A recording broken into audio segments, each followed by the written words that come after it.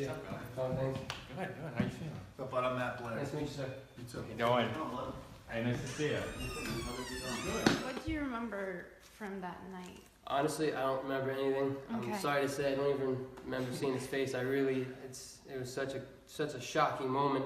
The only thing I remember is I was riding in the back of Cranston EMT ambulance, and I just remember them saying something like, we have a male, mid-20s, critical condition, something along the lines of that. And that's when I knew I had really messed up. I was in a tough situation. And we went to the front door. I opened it up, and he said, "Are you Nick Morra's mom?" And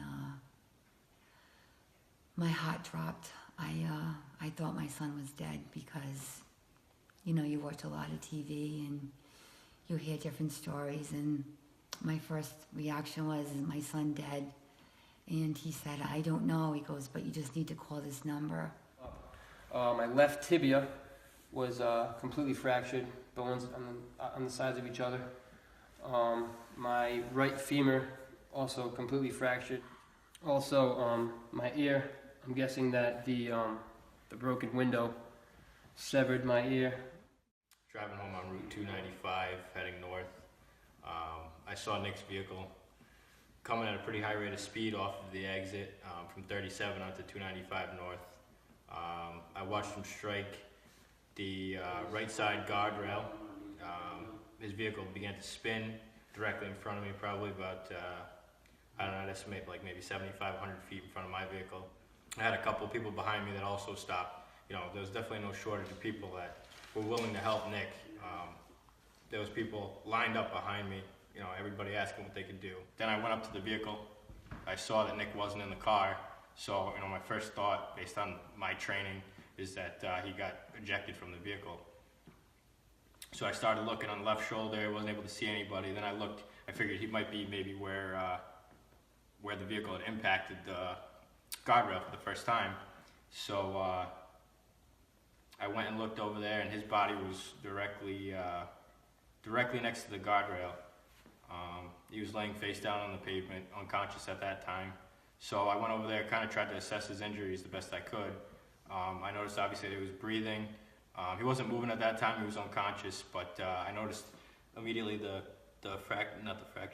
laceration to his, what was it, your right ear? Yes. Your right ear. And then I noticed his leg was he had a very high laceration up on his leg.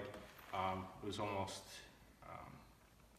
off of his body a little bit. So I wasn't able to see the bleeding at the time, but I knew based on that type of an injury that there was a good chance that his femoral artery had been severed. So I figured that was the first thing that I could address, and really one of the only issues that I could address, based on my training. So I got the tourniquet out of my truck and addressed the wound the best that I could. Cranston Rescue was there very fast. I mean, it was probably like 2 or 3 minutes. They were there quicker than I've ever seen the rescue get there. They had him up and in the rescue within just a couple minutes. They rolled him over. They were flying to the hospital as quick as they could. I remember Nick actually, once the tourniquet was on, I don't know, maybe it was the pain or whatever, he started kind of waking up a little bit, trying to actually get up. And there was another trooper on scene too that were just trying to talk to him, have him get through the night. Hopefully he could just respond to us, and that would be enough to just keep him alert.